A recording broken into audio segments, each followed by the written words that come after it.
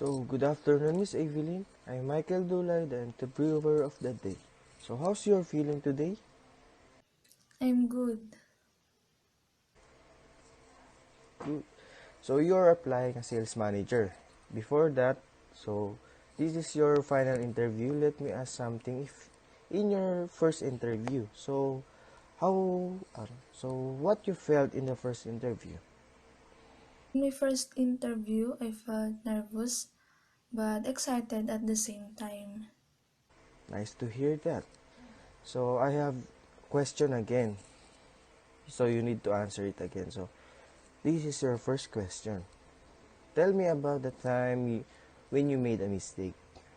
In my last role, sometimes it's unavoidable to make a mistake. One time, when I delivered the item and got home, I received her chat saying that the item have damage, which is I haven't noticed. And what did you do to correct it?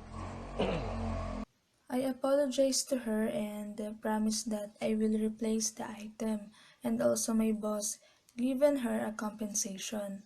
After that happened, I always check the item first before putting it on pouch. Okay.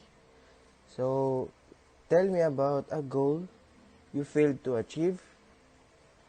So, I was working on a startup where our goal was to create content that would educate parents about about why it's important to spend time as a family around the dinner table. Unfortunately, we were never able to figure out a way to monetize the business. We were polled our audience and tried many different ideas, but after a year we had to move on. However, I learned so much from the process. I developed numerous skills and realized I'm incredibly good at shifting direction when something isn't working. I realized I don't let defeats discourage me for long.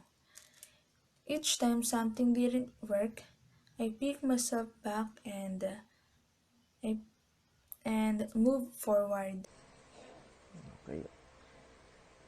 Okay. So, thank you, Miss Evelyn. Just to make sure that all your information in your resume is updated, like your email or cell phone number, we will just call you within a week to tell if you are past the final interview. So, well done, Miss Evelyn. Thank you and have a nice day. Okay, good afternoon, Sir Michael. So, I am Avilene, your interviewer. Okay, so you are applying for the position of office manager.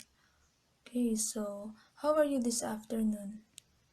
I'm good, ma'am. Thank you.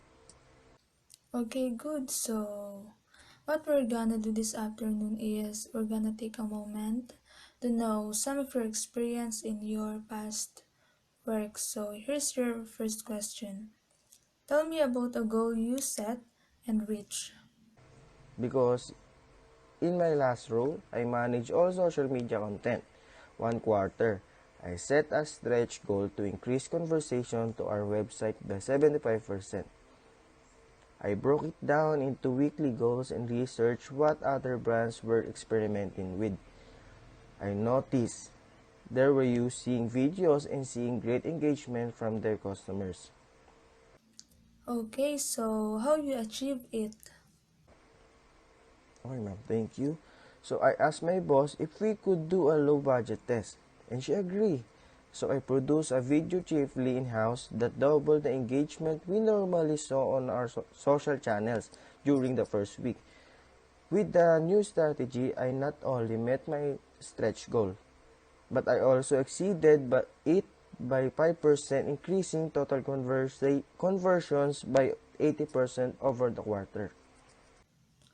Okay, I see. So, tell me about a time you had to complete a task within a tight deadline. Okay, thank you. While I typically like to plan out my work in stages and complete it piece by piece, I can also achieve high quality works result under tight deadlines. Once, at a former company, An employee left days before the imminent deadline of one of his projects. Okay, so Michael, this is great. I had such time meeting you, so we will call you if you pass the final interview.